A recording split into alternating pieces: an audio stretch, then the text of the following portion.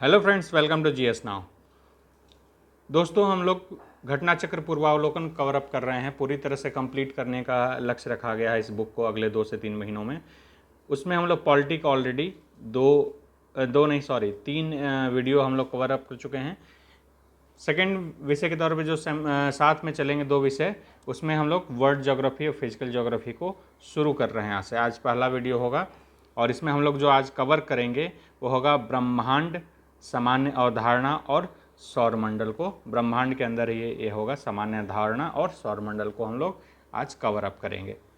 जो भी फ्रेंड्स पहली बार हैं ज़रूर चैनल को सब्सक्राइब कर लेंगे और हमारे टेलीग्राम ग्रुप से भी ज़रूर जुड़ेंगे। टेलीग्राम ग्रुप देखिए, आप लोगों को ज्वाइन करना इसलिए भी ज़्यादा ज़रूरी है क्योंकि बहुत सारे वीडियो का नोटिफिकेशन नहीं जा रहा है किसी के ऊपर।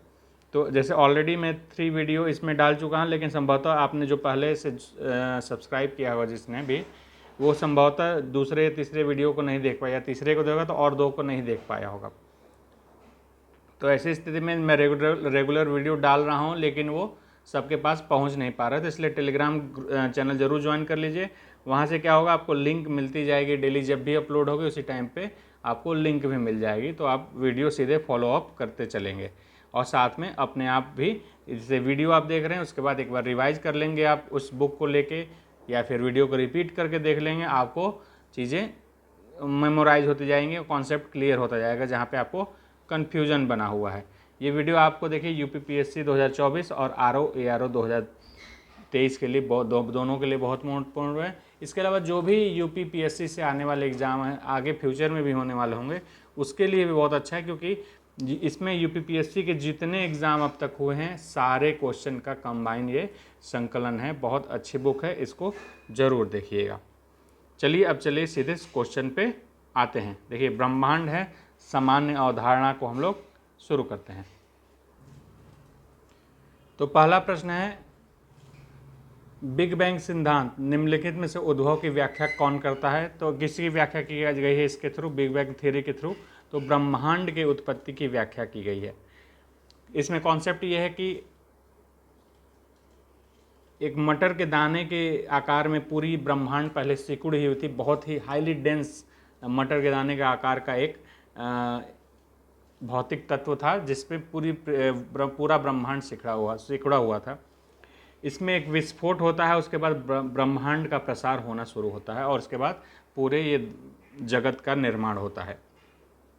ये विस्तार अभी भी साइंटिफिक थ्योरी के अनुसार ये विस्तार अभी भी जारी है। अभी भी ये विस्फोट होने के बाद जो फैलना शुरू किया था अभी भी चल रहा है। तो ब्रह्मांड हर चीज़ एक दूसरे धीरे धीरे दूर जा रही, चूँकि हम लोग बहुत स्मॉल एंटिटी हैं इस पूरे ब्रह्मांड में, इसलिए इसको थोड़ा समझना मतलब कि उसको देखना कठिन काम है। तो इसके सबसे पहले बिग बैंग थ्योरी का किसने अपना प्रतिपादन किया था सिद्धांत का? तो जॉर्ज लेमेंत्रेयर ने किया था 1927 में, ठीक है, जिसे 1949 में फ्रेड होयल ने बिग बैंग नामकरण किया था इसका। तो सिद्धांत दिया था किसने? जॉर्ज लेमेंत्रेयर ने, और नाम किसने दिया था? फ्रेड होयल ने नाम दिया था। अब मैंने आंसर मास्क कर दिया, आगे आपको आंसर यहाँ नहीं दिखेगा, इससे थोड़ा क्विज टाइप का बना रहेगा ये वीडियो, ठीक है। आकाशगंगा मिल्की वे वर्गीकृत की गई है, कैसे वर्गीकृत की गई है? सर्पिलाकार गैलेक्सी के रूप में, विद्युत गैलेक्सी के रूप में, अनियमित गैलेक्सी के रूप में, या फिर गोलाकार गैलेक्सी के रूप में? तो इसका आंसर है सर्पिलाकार गैलेक्सी के रूप में। सन 2005 में आपका स्पिट्ज स्पेस टेलीस्कोप के माध्यम से इस चीज़ को स्पष्ट साक्ष्य के रूप में देखा गया कि जो आकाशगंगा मिल्की वे का आकार है दंड सज्जित सर्पिलाकार या फिर बैरेड स्पाइरल है। वह सीमा जिसके बाहर तारे आंतरिक मृत्यु से ग्रसित होते हैं। ये बड़ा ही बढ़िया कॉन्सेप्ट है, इसी से ब्लैक होल का कॉन्सेप्ट भी आगे बनता है। इसको समझिए, इसको मैं पहले ऊपर कर दूं, ये ज़्यादा ऊपर सही है,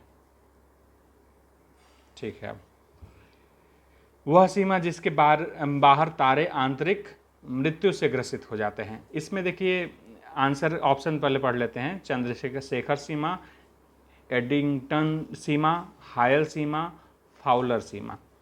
इसमें आंसर है चंद्रशेखर सीमा। चंद्रशेखर सीमा एक सौरिक द्रव्यमान जिसको कहा गया है 1.44 सोलर मास। इसके अंदर थोड़ा इसको कॉन्सेप्ट में समझाने के लिए अलग अलग पेज पे लेके चलता हूँ। पहले आपको देखिए क्या होता है, जब सूर्य धीरे धीरे ठंडा होने लगता है,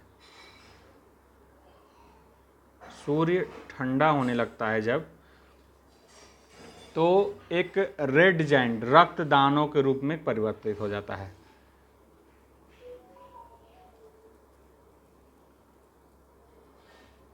रक्तदानों के रूप में परिवर्तित हो जाता है।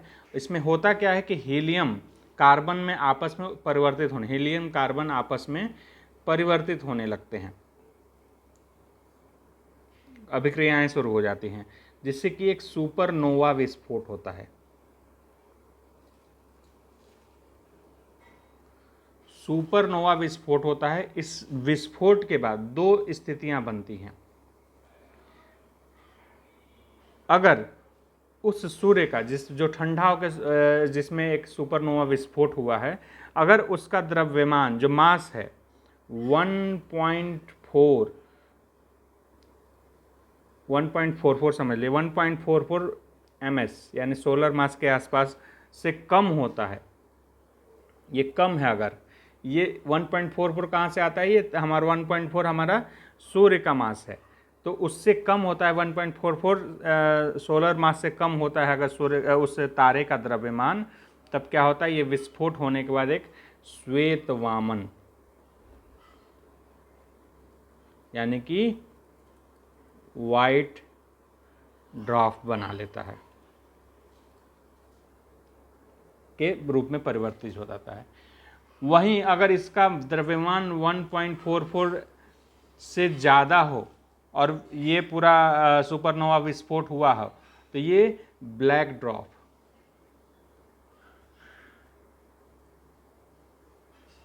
ब्लैक ड्वार्फ या फिर काला वामन,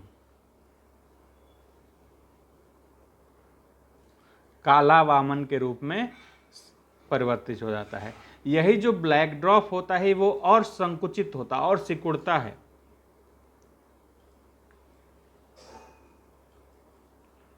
और डेंसिटी बढ़ती जाती है, इसकी ग्रेविटेशनल फोर्स उसमें बढ़ने लगता है, जिससे क्या होता है, ये एक ब्लैक होल का निर्माण कर लेता है। इसकी परिकल्पना किसने की थी ब्लैक होल की, तो जॉन वियर,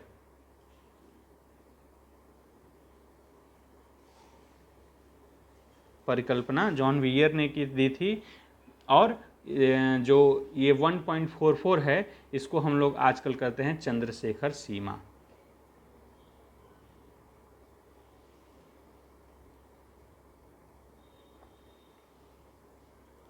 ये 1.44 वाला जो है, ये चंद्रशेखर सीमा है। यानी कि अगर किसी तारे का द्रव्यमान जो है 1.44 से कम होगा तो वाइट ड्वार्फ में कन्वर्टर हो जाएगा। अगर उसमें सुपरनोवा विस्फोट होने के बाद अगर उसका 1.44 से ज़्यादा होगा तो ब्लैक ड्वार्फ में कन्वर्ट होगा, और यही आगे चल के आपका ब्लैक होल का निर्माण करेगा। तो ये कॉन्सेप्ट आपका बना हुआ है चंद्रशेखर लिमिट के थ्रू। अब आते हैं प्रश्न पे वापस।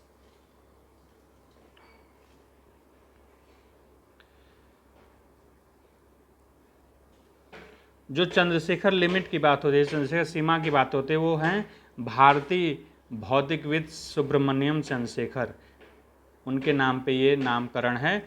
ने वर्ष 1931 में ये अपना सोलर मास वाला ये 1.44 वाला कॉन्सेप्ट दिया था, और सारी चीज़ें वही से अब लिखी होंगी, उसी के अनुसार आप इसको समझ सकते हैं जो मैंने बताया है।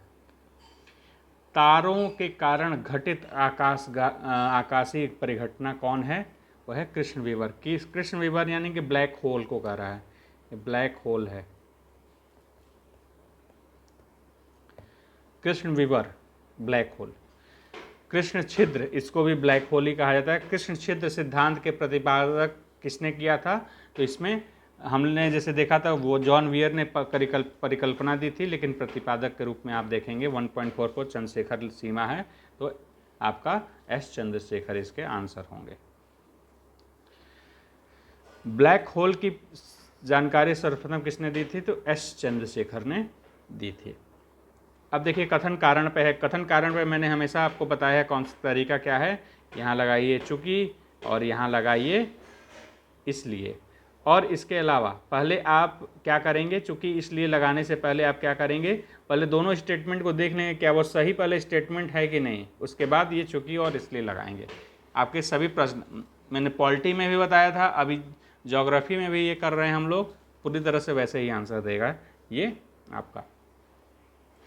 पहले स्टेटमेंट पढ़ते हैं। ब्लैक होल एक ऐसी खगोलीय अस्तित्व है जिसे दूरबीन से नहीं देखा जा सकता है। बिल्कुल सही बात है, क्योंकि इसमें इतना ज़्यादा ग्रेविटी होती है, ग्रेविटेशनल फोर्स इतना ज़्यादा होता है कि वो लाइट को भी, लाइट में भी बहुत हल्का वेट होता है, लेकिन लाइट को भी वो अपनी तरफ खींच लेता है, अपने अंदर खींच लेता है।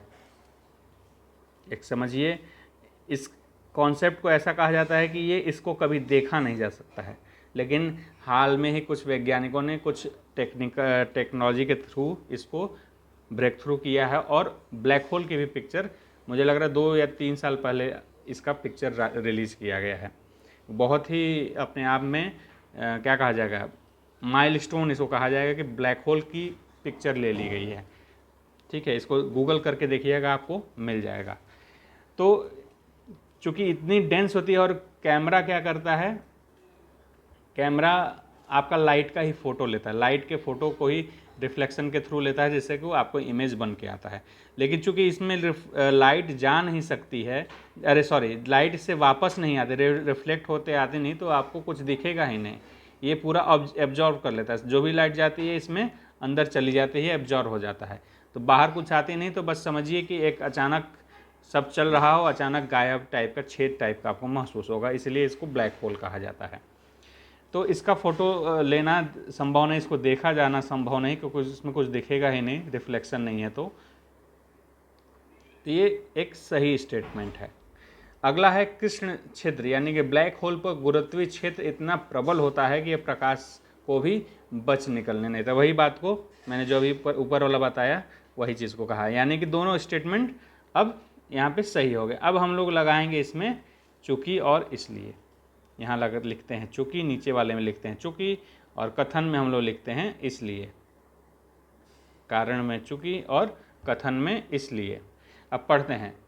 चूंकि ब्लैक होल पर गुरुत्वीय क्षेत्र इतना प्रबल होता है कि यह प्रकाश को भी बच निकलने नहीं देता, इसलिए ब्लैक होल एक ऐसा खगोलीय अस्तित्व है जिसे दूरबीन से भी देखा नहीं जा सकता। पूरी तरह से ये स्टेटमेंट एक दूसरे को सपोर्ट कर रहा है, यानी कि कथन ए और आर दोनों सही हैं, और आर ए की सही व्याख्या कर रहा है। इसमें आपका ये होगा आंसर। सुपरनोवा क्या है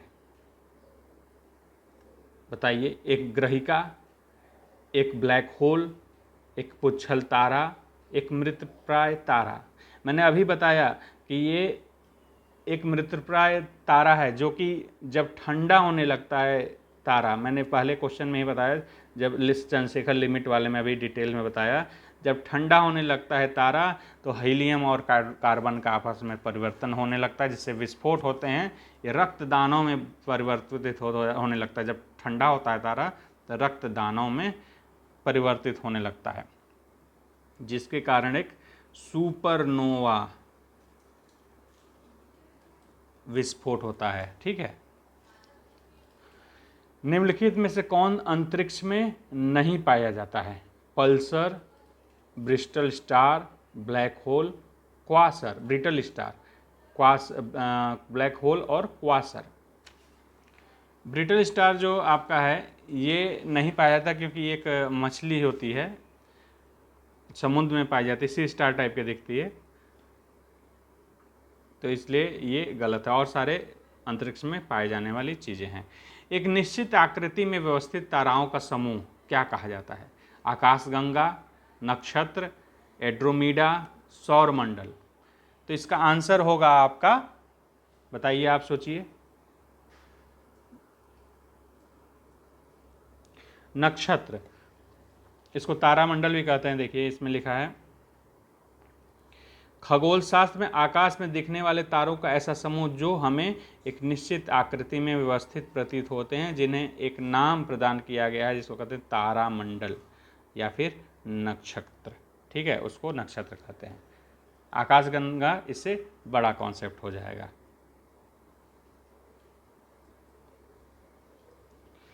हब्बल अंतरिक्ष टेलीस्कोप ने पहली बार एक दूरस्थ तारे के सतह की छाया भेजी थी। तारे का नाम था, ये उस समय के करंट अफेयर्स का क्वेश्चन रहा होगा, तो इसलिए बहुत ज़्यादा इसमें मतलब कि क्या कहा जाए, ये बहुत ज़्यादा इम्पोर्टेंट उतना नहीं है। ठीक है, इसका आंसर देख लेते हैं। इसका होगा बीटलग्यूस। बीटलग्यूस ओरियन तारा समूह का एक सबसे चमकीला तारा है। यह पृथ्वी से लगभग 700 प्रकाश वर्ष की दूरी पर स्थित है। 1995 में हब्बल अंतरिक्ष टेलीस्कोप ने इसका चित्र खींचा था। सूर्य के अतिरिक्त किसी तारे का खींचा जाने वाला पहला चित्र था। इस मामले में ये थोड़ा सा इम्पोर्टेंट है। निम्नलिखित में से कौन अंतरिक्ष शब्दावली से संबंधित नहीं है? टेलीमीटरिंग, भारहीनता, सिसुलूनर या फिर बाइट। बाइट आपका नहीं है, बाइट बीट आपके कंप्यूटर से जुड़े हुए चीज़ें हैं, तो इसमें ये नहीं है। अब सौरमंडल के प्रश्नों को देखते हैं। सौरमंडल में ग्रहों की संख्या क्या है? वर्तमान में 8 है। ये पुराना है तो इसमें 9 दिया हुआ है, लेकिन वर्तमान जो स्थिति है वो 8 है। हुआ गया कि अगस्त 2006 में प्राग, चेक रिपब्लिक में अंतर्राष्ट्रीय खगोलीय संघ IAU की महासभा हुई थी 26वीं। उसमें प्लूटो को ग्रह की श्रेणी से हटा दिया गया और बौना ग्रह की श्रेणी में डाल दिया गया था। ठीक है, इसका थोड़ा सा ये भी प्रॉब्लमेटिक है कि ये जो सूर्य का परिक्रमण करता है उसका रूट थोड़ा सा चेंज वो करता रहता है, मतलब एक रूट से नहीं रहता है, घूमता। तो इस वजह से भी थोड़ा सा इसको पहले से इस पे था कि ये ग्रह है या फिर क्या माना जाए, तो इसको यहाँ से हटा दिया गया। 9 ग्रहों से हटा के इसको 8 ग्रह कर दिए गए। ठीक है, अगला प्रश्न है, ग्रहों से उस सूर्य से दूरी बढ़ने के क्रम में व्यवस्थित कीजिए। बहुत सिंपल है, आपको याद होना चाहिए कि कौन सा ग्रह पहले हैं। बुध, शुक्र, पृथ्वी, ऐसे लिखते चलिए। और आपको वैसे भी याद होना चाहिए, बुध, शुक्र, पृथ्वी, मंगल, बृहस्पति, शनि, अरुण, वरुण, और यम था जो आपका प्लूटो था। ठीक है, अब इसके बीच में एक क्षुद्र ग्रह प्लेटी आ जाता है, इसको ध्यान रखिएगा। इस तरह आपको मेमोराइज होना चाहिए। वैसे मेमोराइज होगा आपको, जहाँ तक मुझे लग रहा है, बहुत ही छोटे पर से हम लोग इसको देखते आ रहे हैं। तो सबसे अब दूरी बढ़ते हुए क्रम में देखेंगे तो कौन है आपका, इसमें अगर देखेंगे तो प्लूटो हो जाएगा सबसे दूरी बढ़ने क्रम में। लेकिन अब वर्तमान स्थिति में देखेंगे, प्लूटो हटा दें अगर, क्या होगा तब आपका यूरेनस यानी कि अरुण हो जाएगा। अरुण को यूरेनस कहते हैं। सूर्य तथा पृथ्वी के मध्य ग्रह कौन है? सूर्य और पृथ्वी के मध्य देख लीजिए, यहाँ पे सन है, ये है सन आपका, और ये है आपकी पृथ्वी। इसके बीच में कौन से ग्रह आ रहे हैं? तो आपका बुध और शुक्र आ रहा है। पृथ्वी स्थित है शुक्र और मंगल के बीच में। यहाँ पे मंगल है, इधर शुक्र है, आपका बीच में आपका आ जाएगा पृथ्वी। देखिए शुक्र को ध्यान रखिएगा, शुक्र से अच्छे खासे प्रश्न पूछे जाते हैं। शुक्र से इसलिए भी पूछा जाता है कि बहुत सारे कॉन्सेप्ट इस पे हैं, देख लीजिए, अभी खुद ही लाइन से आपके क्वेश्चन आने वाले हैं। ग्रहों के संबंध में क्या सत्य है? ये प्रकाशहीन होते हैं किंतु चमकते नहीं हैं। प्रकाशहीन होंगे, चमकते हैं, लेकिन सूर्य ग्रह जो आप देखेंगे रात को टिमटिमाते हैं तारों की तरह। कई बार लगता है कि कोई तारा है, लेकिन वो असल में ग्रह होता है। तो ये पहला कॉन्सेप्ट तो यहाँ पे गलत है।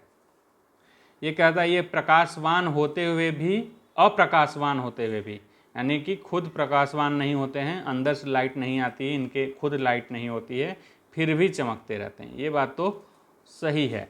ये प्रकाशवान होते हैं किंतु चमकते नहीं, प्रकाशवान तो होते ही नहीं। ये प्रकाशवान भी हैं और चमकते भी हैं, ये भी नहीं होता है। तो इसका आंसर हो जाएगा बी। ये अप्रकाशवान होते हैं लेकिन चमकते हैं। सूर्य के निकट ग्रह है, सबसे निकट कौन है? बुध है। बुध, शुक्र, पृथ्वी, मंगल, बृहस्पति, शनि, अरुण, वरुण। ठीक है, आपको इंग्लिश में अगर देखना हो, मरकरी, वीनस, अर्थ, मार्स, जुपिटर, सैटर्न और इसके बाद यूरेनस और नेपट्यून। ये आपके 8 ग्रहों का क्रम है, इसको याद रखिएगा। निम्नलिखित युग में से कौन सुमेलित नहीं है? सौरमंडल का सबसे बड़ा ग्रह कौन है? बृहस्पति। सही है। नहीं है पूछा इसलिए मार्क रखेंगे। सौरमंडल का सबसे छोटा ग्रह कौन सा है? बुध। सही है। सौरमंडल का सबसे चमकीला ग्रह, ये भी आपका शुक्र है। ठीक है।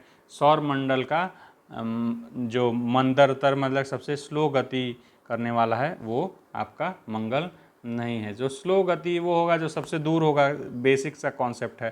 परिक्रमा में कितना आपका टाइम लग, जो सबसे ज़्यादा दूर होगा वो सबसे ज़्यादा स्लो काम करेगा। तो सबसे दूर इसमें कौन है? आपका नेपट्यून है।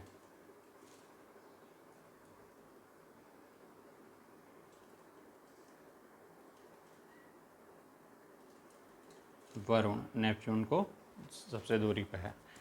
अगला प्रश्न, निम्नलिखित में से कौन सा ग्रह सबसे कम समय में सूर्य का चक्कर लगाता है? तो सबसे कम समय में कौन लगाता है? सबसे नज़दीक होगा, बुध लगाता है सबसे कम समय। बहुत सिंपल प्रश्न है। इसमें 88 दिन में इसको चक्कर को पूरा कर लेता है। पृथ्वी कितने दिनों में लगाता है? तो 365 दिन और 6 आवर। इसीलिए आपका हर 4 साल बाद एक दिन बढ़ 366 दिन हो जाता है। वो लीप ईयर कहा जाता है। वो इसीलिए होता है कि हर चौथे साल 6 घंटे करके आपका चौथा जुड़ता है, तो 6 चौके 24 घंटे यानी एक दिन बढ़ता है, तो हो जाएगा आपका 366 दिन पूरे हो जाते हैं।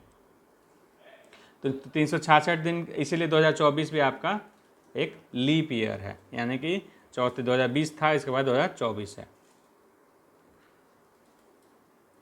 निम्नलिखित ग्रह युग्म में से कौन सा बिना उपग्रह के हैं? कौन से ऐसे ग्रह हैं जिनके कोई भी उपग्रह नहीं है? इसमें देखिए बहुत ही सिंपल सा कॉन्सेप्ट इसमें भी लगा सकते हैं कि जो पृथ्वी है हमारा, यहाँ पे उपग्रह एक चंद्रमा है। जितना सूर्य के निकट होंगे हम लोग, उतना कठिन होता जाएगा किसी भी उपग्रह के होने का, क्योंकि वहाँ पे जो भी जो ग्रह होंगे, पत्थर कण जो भी होंगे, उनको सूर्य अपनी तरफ खींचने, छोटे मोटे कणों को खींचने की ज़्यादा शक्ति रखता है। तो इस हिसाब से आप समझ सकते हैं। एक इसका भी कॉन्सेप्ट है कि कैसे ग्रहों का निर्माण हुआ। तो पहले माना जाता है कि धूल कण थे, फिर इकट्ठा होते गए, गोल गोल घूमने लगे। ठीक है, तो जो धीरे धीरे सॉलिड होते गए और उसके बाद ग्रह बन गए। जो कण थोड़े बड़े थे वो चारों तरफ घूमने लगे ग्रहों के, वो ग्रह बन गए। ये भी एक कॉन्सेप्ट है, इस पर भी बहुत सारे वो हैं, और इसको काफ़ी इसका मतलब कि क्या कहा जाए, आलोचना भी कही गई, नहीं है सही नहीं है, नए कॉन्सेप्ट लाए गए। तो कुल मिला के ये समझिए बेसिक चीज़ ये है कि आपके जो नज़दीक के ग्रह होंगे वहाँ पे आपके सूर्य आपको खींच लेगा, जो छोटे कण होंगे या फिर छोटे जो बाहर के उपग्रह या छोटे जो भी पत्थर उत्तर होंगे। तो इस हिसाब से बुध शुक्र को कोई उपग्रह नहीं है। यहाँ पृथ्वी से शुरू होता है, तो इसके आगे आपको उपग्रह मिलेंगे। अच्छा, इसी वजह से इनको बुध और जो शुक्र है उसको पृथ्वी के से और सूर्य के बीच होने के कारण ही इंटीरियर प्लैनेट्स भी कहा जाता है। निम्नलिखित में से कौन एक को भोर का तारा कहा जाता है? बुध, शुक्र, मंगल या शनि? तो आपका शुक्र को कहा जाता है भोर का तारा, सबसे चमकीला तारा, सांझ का तारा, पृथ्वी के जुड़वा बन। ये सारी चीज़ें इसी को कहा जाता है। इसलिए कह रहा था मैं कि शुक्र पे बहुत ज़्यादा प्रश्न बनते हैं।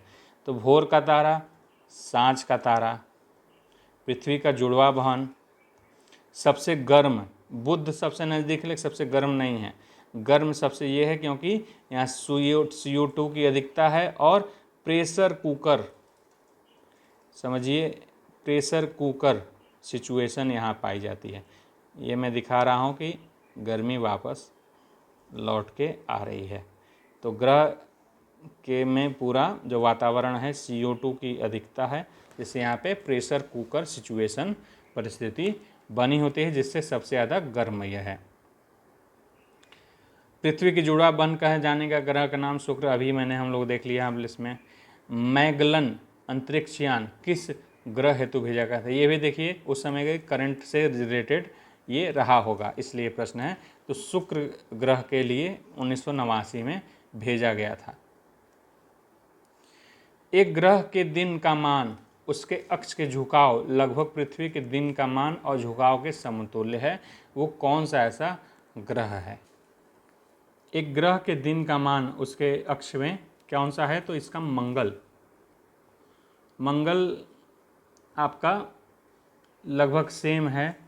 दिन की अवधि जो मंगल की है 24 घंटा 37 मिनट 23 सेकंड के, और अक्ष का झुकाव जो है 25 अंश और 12 मिनट, जबकि हमारा क्या है 23.5 मिनट के आसपास है, 23 अंश और 27 मिनट के आसपास। और पूरे दिन का अगर देखा जाए तो 23 घंटे 56 मिनट और 23 सेकंड का होता है।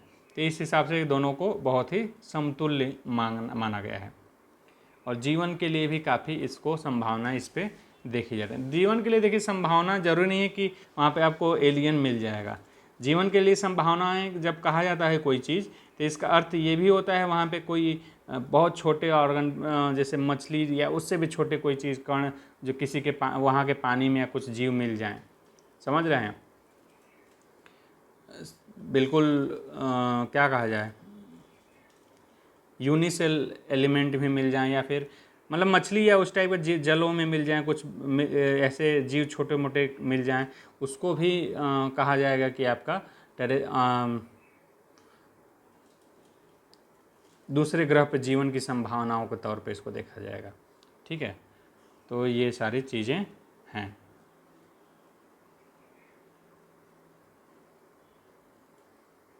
अच्छा, एक क्वेश्चन ही है, किसमें पृथ्वी के अलावा अन्य जीवन की संभावना है, क्योंकि यहाँ पर पर्यावरण जीवन के बिल्कुल अनुकूल है। वही मंगल के लिए है, और उसके अलावा यूरोपा बृहस्पति का एक चंद्रमा है, उसके लिए भी ये सारी चीज़ें कही जाती हैं। यूरोपा की सतह पर पृथ्वी के स्थित बर्फीले समुद्र की भांति दिखाई देती है।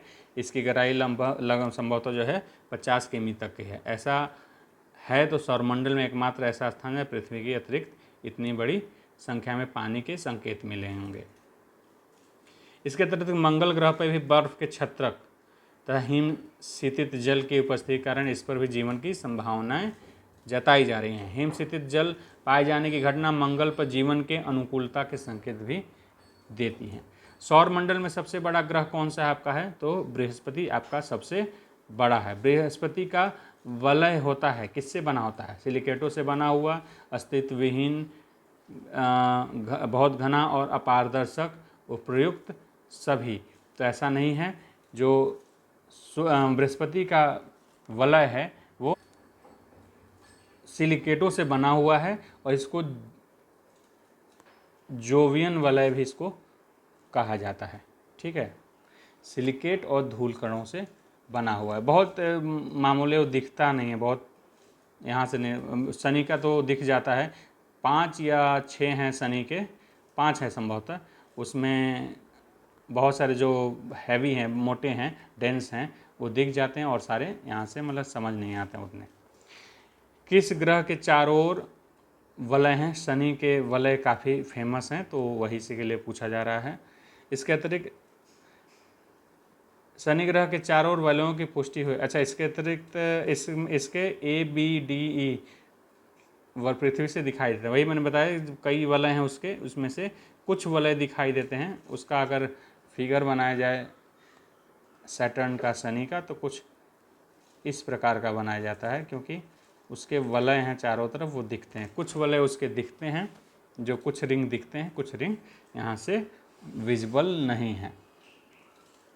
अपनी यात्रा के 7 वर्षों के बाद अंतरिक्ष यान कैसिनी ने जून 2004 में निम्नलिखित में किस ग्रह का चक्कर लगाना प्रारंभ किया था। ये भी देखिए आपका उस समय के करंट अफेयर से जुड़ा हुआ प्रश्न है, जो उस समय 2004 में पहुंचा होगा। हाँ देखिए 30 जून 2004 को शनि के ग्रह के कक्षा में प्रवेश किया था, तो शनि के लिए उसने छोड़ा गया था, ठीक है, और 17 में इसको प्रक्षेपित किया गया था।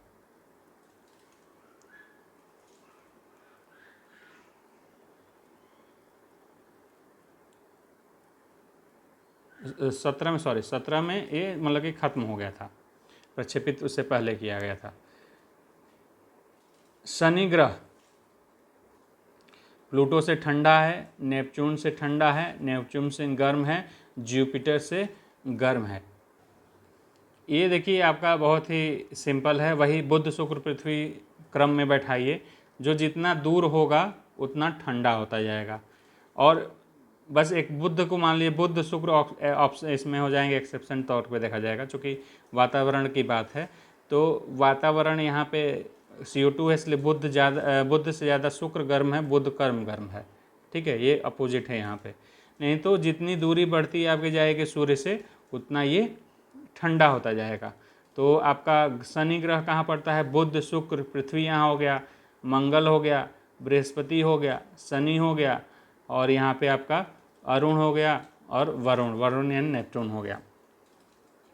तो आपका नेपच्यून किससे शनि किससे गर्म होगा? प्लूटो से ठंडा होगा? नहीं होगा। नेपच्यून से ठंडा होगा? नहीं होगा। नेपच्यून से गर्म होगा? हाँ, नेपच्यून से तो गर्म होगा तब। और जुपिटर से गर्म होगा? नहीं, जुपिटर के बाद आ रहा है, ये है शनि, आपका ये है जुपिटर, तो जुपिटर के बाद आ रहा है तो नहीं होगा। टाइटन सबसे बड़ा चंद्रमा या उपग्रह है किस ग्रह का? तो शनि का ये उपग्रह है, जो दूसरा सबसे बड़ा शनि सौरमंडल का दूसरा सबसे बड़ा ग्रह है, उसका ये उपग्रह है, ठीक है। शनि के अब तक 2023 मई का जो रिपोर्ट है, उनमें 146 उपग्रह अब तक रिपोर्टेड हैं, और जो जुपिटर के उपग्रह हैं वो 95, यहाँ पर मैंने छोटा में लिखा हुआ है 95, और सैटर्न के आपके 146 उपग्रह हैं। सूर्य की परिक्रमा में कौन सा ग्रह सर्वाधिक समय लेता है?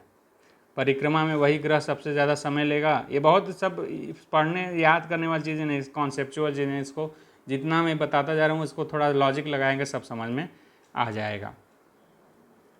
सबसे ज़्यादा ग्रह कौन सा चलेगा? जो सबसे ज़्यादा दूर होगा। इसमें देखिए सबसे ज़्यादा दूर कौन सा है? तो आपका नेपच्यून सबसे दूर होगा, वरुण। अच्छा, प्लूटो भी है क्या इसमें? अब प्लूटो उस समय रहा होगा, प्लूटो के हिसाब से देखेंगे तो प्लूटो हो जाएगा आंसर, लेकिन अब चूंकि ग्रह में नहीं आता है इसलिए इसका आंसर वरुण भी होगा।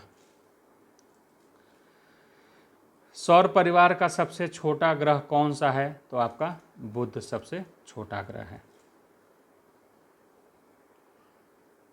निक्स व हाइड्रा चंद्रमा है, किसके चंद्रमा है ये आपके प्लूटो के चंद्रमा हैं। हालांकि अब ये ग्रह नहीं रहा, इसलिए इसको देख लीजिए एक बार। 5 ग्रह उपग्रह उसके ज्ञात हैं प्लूटो के, जिसके चारोन, स्टिक्स, निक्स, केरबेरॉस और हाइड्रा, ठीक है। हाइड्रोजन, हीलियम तथा मीथेन के प्रमुख गैस हैं जो विद्यमान हैं मंगल व शुक्र पर। अच्छा, ये डी ऑप्शन कहाँ गए सारे? यूरेनस, नेपच्यून और प्लूटो पर, बृहस्पति, शनि व मंगल पर, यूरेनस, नेपच्यून और शुक्र पर।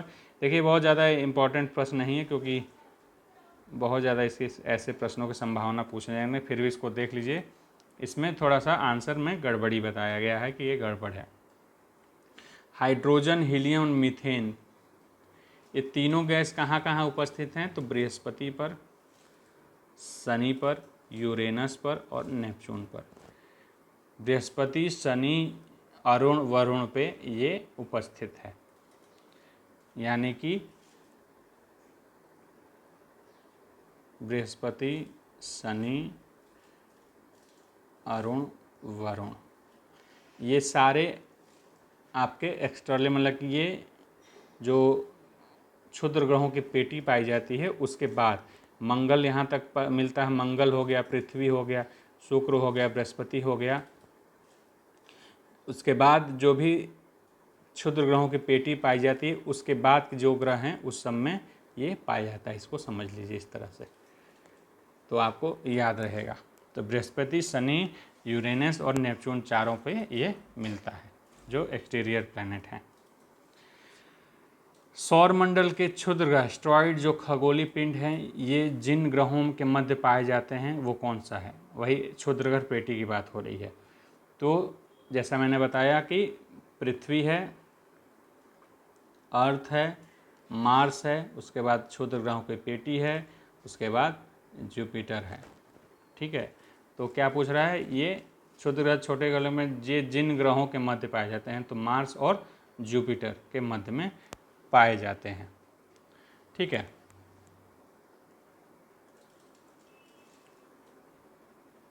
इसका बहुत सारा डिटेल दिया, बहुत ज़्यादा इसको ऐसा देखने की आवश्यकता नहीं है। मैंने इसको बेसिकली जितना चीज़ें इसमें थी वो मैंने आपको कॉन्सेप्ट के रूप में समझा दी है। आई होप आपको ये पूरा वीडियो समझ में आया, कुछ चीज़ें ऐड ऑन हुई होंगी। अगर पसंद आया तो ज़रूर चैनल को सब्सक्राइब करिएगा। जल्द ही अगला वीडियो आएगा, फिर पॉलिटी का फिर से आने लगेगा लगातार वीडियो, उसके बाद फिर से ज्योग्राफी, इन दोनों को साथ में लेकर चलेंगे। ज्योग्राफी जैसे ही थोड़ा सा फिजिकल ज्योग्राफी मिड में पहुंचेगा तो उसके बाद एनवायरनमेंट को मैं शुरू करूंगा, क्योंकि उससे काफ़ी जुड़ा होता है एनवायरनमेंट। तो साथ में 3 सब्जेक्ट आपके एक साथ साइमल्टेनियस चलने लगेंगे। ठीक है, तो ज़रूर चैनल को सब्सक्राइब करिएगा। अपने फ्रेंड्स के बीच में जो भी आपके नोन फ्रेंड्स हैं, आपको जानते हैं, उसको ज़रूर शेयर करिएगा, जिससे कि साथ में लोग तैयारी करते हों उनके साथ भी शेयर करें। और टेलीग्राम ग्रुप से ज़रूर जुड़िए, जो क्योंकि सारे नोटिफिकेशन नहीं जा रहे हैं, जिस वजह से आप लोगों को वीडियो मिलने में प्रॉब्लम होगी। तो ये सीरीज़ चल रहा है, फ्री ऑफ कॉस्ट है, आप ज़रूर इसको ज्वाइन करें और इसका लाभ उठाएं। Thank you for watching GS now, take care.